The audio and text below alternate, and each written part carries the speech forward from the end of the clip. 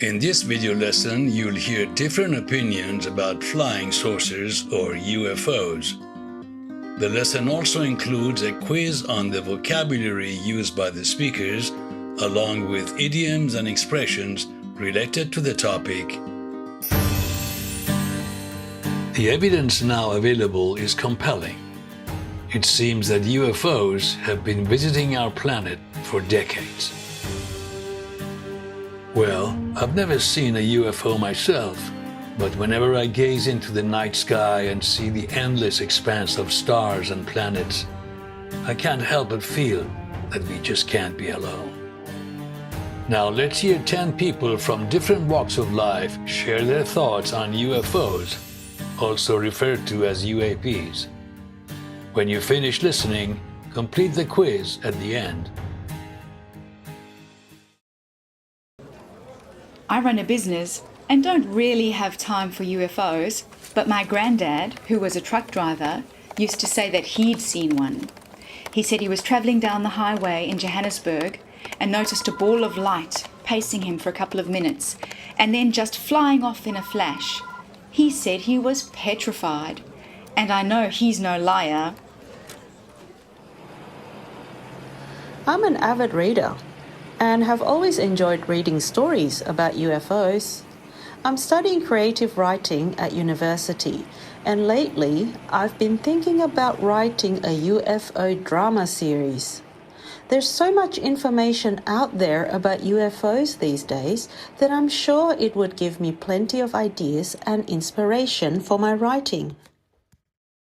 I'm a ballerina and focus solely on my practice, so I'm not sure what to make of UFO stories, but I'd say if the aliens land here with good intentions, they will be amazed by the human artistry. And I think if they are curious about humans, they should also be curious about human art forms. I find the idea of flying saucers coming to the Earth very intriguing. There is a recent docuseries on Netflix about that, and a lot more UFO sightings shown on YouTube. And I study astronomy and sometimes talk about the UFOs to my friends. Well, I'm sure God has created much more than just this world and human life. When I was younger, my brother and I saw a few flying saucers within 300 meters above us. I remember seeing them coming over the valley. They were each about 3 meters in diameter. It was exciting and scary simultaneously. Well, I'm a language teacher now, so perhaps the UFO aliens can learn English in my classes. Back in my country, Czech Republic, my son and I one day were driving through the forest and saw about 6 or more objects moving super fast and changing directions instantaneously, with physics no person could withstand.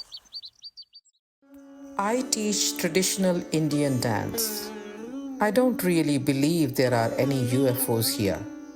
But if I happen to encounter any outer space aliens, I will be delighted to have the chance to teach them the intricate performing art of the Indian culture, even free of charge, if it can facilitate some form of communication with them.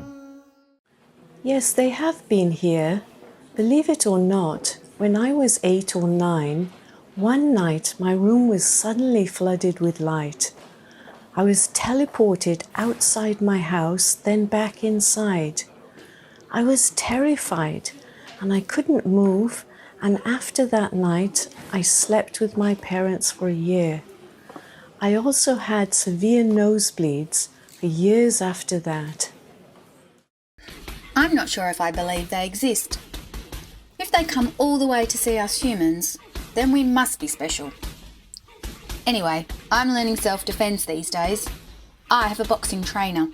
So if any alien wants to mess up with me, I'll just have to teach them a lesson, and they better believe it.